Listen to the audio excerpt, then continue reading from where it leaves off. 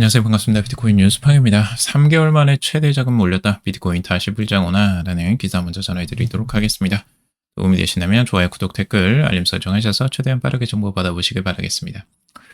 자, 비트코인 현물성장지수 펀드인 ETF 시장이 작년 말 불안한 흐름을 딛고 이 새해 들어서 강력한 자금 유입이 기록되고 있습니다.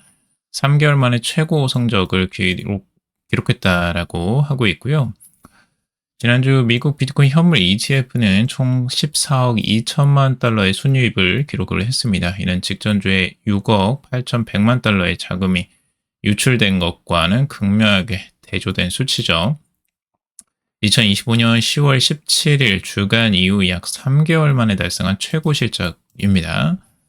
그리고 지난 금요일 대부분의 ETF에서 자금이 유출되는 상황에서도 이 IBIT는 유일하게 1,509만 달러의 순유입을 기록하면서 이 방어막 역할을 충분히 해주었습니다. 블랙록은 이제 지난 한 주 동안에만 무려 10억 달러에 달하는 자금을 끌어모으면서 압도적인 흡수력을 과시를 했습니다. 이더리움 현물 ETF에도 이제 4억 8천만 달러의 자금 유입이 되면서 이더리움 쪽으로도 자금 유입이 충분히 들어왔고요. 이런 자금 유입 상황들은 전체적으로 지금 시장 상황이 변하고 있다는 걸 좀 가시적으로 보여주고 있습니다. 자금 유입이 이제 이렇게 두드러지게 지금 최근에 들어온 모습들을 명확하게 볼 수가 있는데요. 이게 10월 이후로 이제 새롭게 이 전환점을 받고 있습니다. 전체적으로 약하게 유입이 됐다가 유출이 됐다가 이게 계속 반복되다가 이제 극명하게 유입이 크게 들어오는 모습들 보여주고 있죠. 이게 2025년 10월 이후에 지금 최고치를 이제 찍은 겁니다. 비트코인 ETF에 12억 달러 몰렸다. 기관 차익 거래 대신 가격 베팅이라는 기사죠. 여기서도 똑같이 ETF 쪽으로 자금 유입이 충분하게 지금 들어오는 모습들을 이야기를 했었고요. 그리고 이번에 이제 비트코인이 다시 살짝 내려오는 흐름들이 나왔어요. 이제 그 이유는 이제 관세 전쟁 때문으로 결국엔 또 트럼프 때문입니다. 트럼프의 발언 한마디로 시장이 또 한번 출렁이게 됐는데요.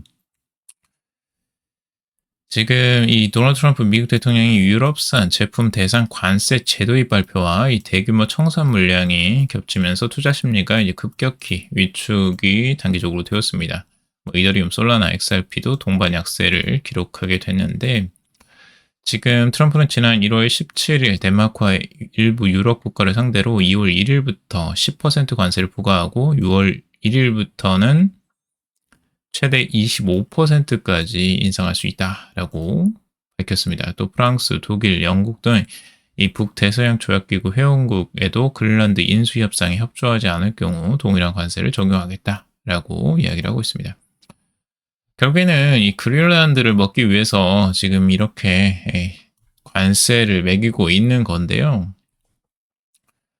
이 관세를 통해서 이제 굉장히 혼란이 야기되지 않을까라는 우려 섞인 움직임 때문에 지금 비트코인도 출렁임이 나왔던 것으로 볼 수가 있고, 과연 이제 미국과 유럽연합, 영국 간 체결된 이제 기존 관세 협정이 유지될지, 추가 관세가 중첩 적용될지는 아직까지는 이제 불확실한 상황이죠.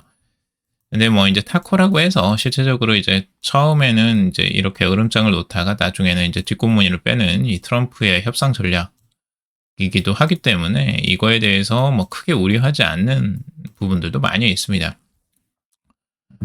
결국에는 이제 불확실성은 결국에는 굳혀지게 되어 있고, 이 트럼프가 항상 이런 말로 이 시장에 불확실성을 주는 것들은 결국엔 다시 회복세를 다 보였습니다. 지금까지는. 그래서 이런 부분 단기적인 흔들림에 여러분들도 흔들리실 필요는 없을 것 같고요. 이런 부분은 좀 이제 의연하게 좀 대처를 하시면 좋을 것 같습니다. 자, 그리고 이제 비트코인의 흐름들 보더라도 실제적으로 단기적으로 고래들은 빠져나가지 않았습니다. 단기적으로 오히려 보라색 고래들은 살짝 매수세가 오히려 들어오는 모습들이 있고요.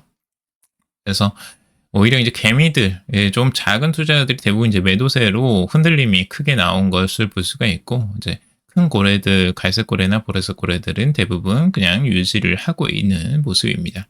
여기에 크게 흔들리지 않고 있습니다. 비트코인 거래소 물량 급간 기관 주도로 20만 달러 대세 상승 진입이라는 기사고요.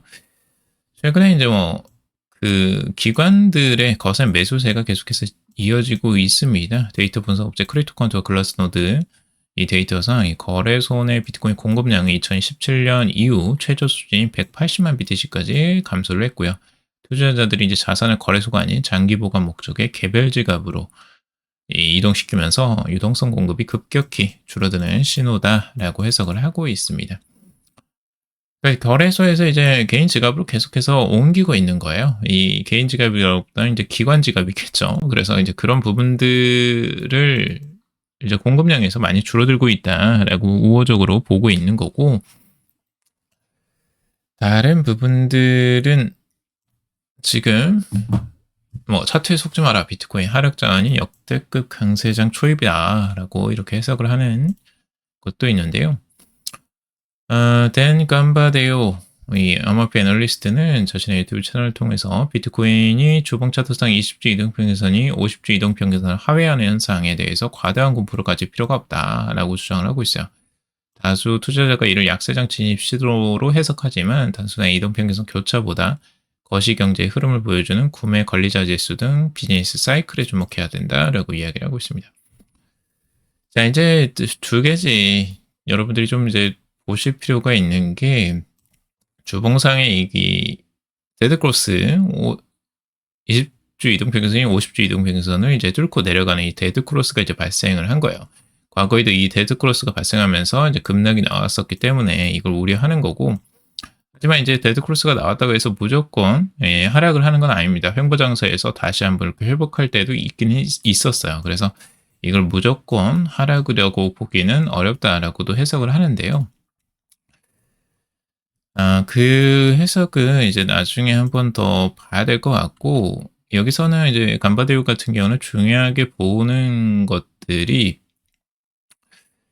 2014년과 2018년보다는 양적 기축이 종료된 직후인 2019년 조정기와 지금이 유사하다라고 보고 있어요. 그래서 2019년 당시에도 이동평균선 하락 교차가 발생했는데 이는 대세 하락의 시작이 아닌 상승장 진입 직전 일시적 횡보 구간이었다라고 이야기를 하고 있죠. 그리고 이제 알트코인과 알트코인 차트가 이더리움과 이제 알트코인 차트가 역사적으로 구매 관리 지수와 강력한 상관관계를 보였다는 점도 이제 근거를 제시하고 있어요. 구매 관리자 지수가 수축 국면에서 확장 국면으로 전환되는 시기에 암호화폐 시장도 동반 상승하는 패턴들을 보여주었다라고 하고 있습니다. 그래서 구매 관리자 지수가 이제 바닥을 다지고 반등하려는 조짐을 보이고 있어서 거시적 관점에서 이미 시장은 강세장 초입에 진입했다라고 이야기를 하고 있어요.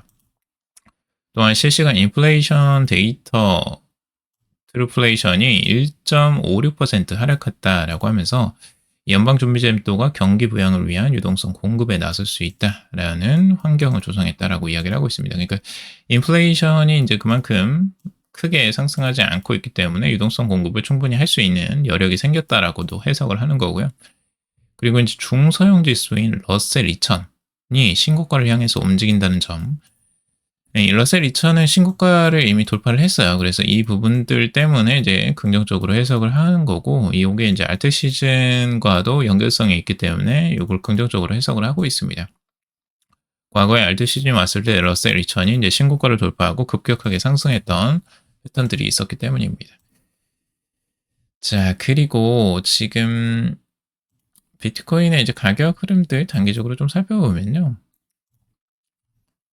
많이들 이제 우려하시는 부분이 지금 이제 단기적으로 조정이 또 한번 쭉 나오니까 여기에 대해서 우려감들이 굉장히 크실 텐데, 여기서 이제 다행스러운 부분은 뭐냐면, 단기적으로 지금 이 하락할 때 거래량이 터져준 거예요. 이걸 조금 더 구체적으로 보면,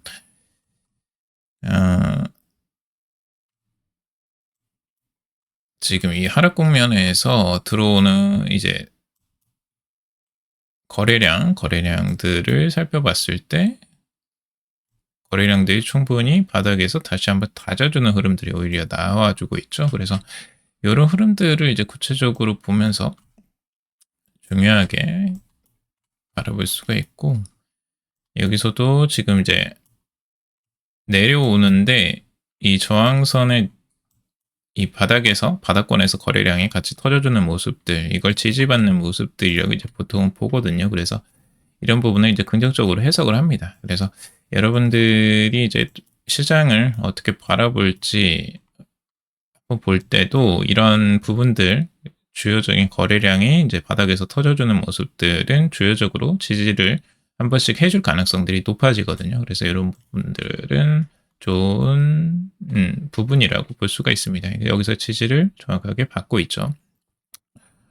그래서 여기서 지지를 받고 다시 한번 올라갈 수 있다면 좋은 흐름들이 다시 한번 나올 수 있을 거고요. 이 지지선이 다시 한번 깨진다면 조정세를 추가적으로 나올 수는 있겠지만, 아무래도 전반적으로는 지금 이제 매수세가 계속해서 들어오고 있는 와중이고, 지금 보시더라도 확실하게 1월 달에 이 유입 흐름이 좀 강하게 들어오는 모습이라 단기적으로는 긍정적인 부분을 좀 기대해 봐도 되지 않을까라는 생각이 들기도 합니다.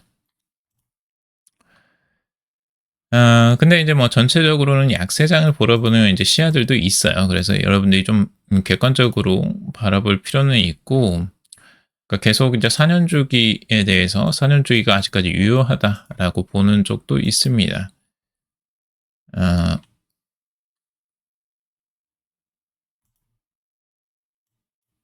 지금 비트코인 ETF 도입 이후 선물 시장 구조가 크게 바뀌었다라고 이제 분석을 하는데, 비트코인 베이시스 트레이드가 이제 붕괴되면서 선물 프리미엄이 축소됐고, 이에 차익 거래 요인이 감소되었다라고 하고 있습니다. 하지만 ETF가 이제 채굴자 영향력을 약화시켰다는 주장에 대해서는 이제 여기서 선 긋고 있고요. 그리고 이제 대세 약세장, 이거는 계속해서 이제 많이들 이야기하는 것 중에 하나예요. 그러니까 전체적으로는 비트코인은 지금은 약세장에 들어선 시기다라고 해석을 하고도 있어요. 그래서 큰 흐름에서는 주봉상에서 이제 이런 흐름들이 나왔기 때문에 여기 지지를 받지 못하고 깨졌기 때문에 이제 중장기적으로 1년 동안은 이제 4년 주기에 따라서 좀 조정세가 나오지 않겠느냐라고 이렇게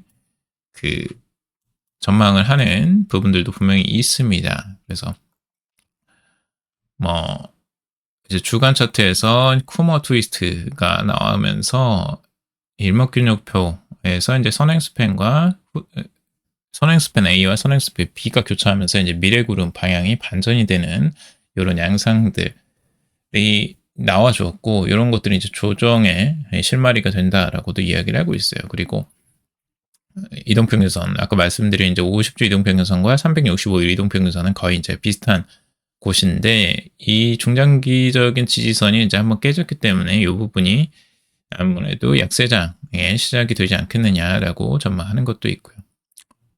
여러 가지 사이클에 대한 이야기들을 하고 있는데, 확실히 지금은 이제 강세장의 전망보다는 1년 동안에 조금 이제 조정세를 예측하는 부분들도 꽤 많이 있습니다. 그래서 여러분들이 그건 참고적으로 보시고, 그래서 제가 항상 말씀드리는 건 이제 기준선을 항상 정하고 그걸 보자라고 말씀을 드렸습니다. 그래서 50주 이동평균선을 깨고 올라가는 이 돌파하는 흐름들이 나와준다면 다시 한번 분위기가 달라질 수 있고, 만약 여기서 저항을 맞고 내려오게 된다면 다시 한번 또 약세장으로 들어서는 흐름이 될 수 있기 때문에 그 부분을 유심히 한번 살펴보셔라 라고 항상 말씀을 드리고 있습니다. 자, 오늘 여기까지 정리해봤습니다. 여러분들 도움이 되셨길 바라고요. 도움이 되셨다면 좋아요, 구독, 댓글, 알림 설정하셔서 최대한 빠르게 정보 받아보시길 바라겠습니다. 투자에 관련된 정보들 참고사항일 뿐이고 조언이 아니니 투자하실 때 여러분들 스스로 꼭 판단하시고 결정하시기 바라겠습니다. 그럼 또 방송 들어주셔서 감사합니다.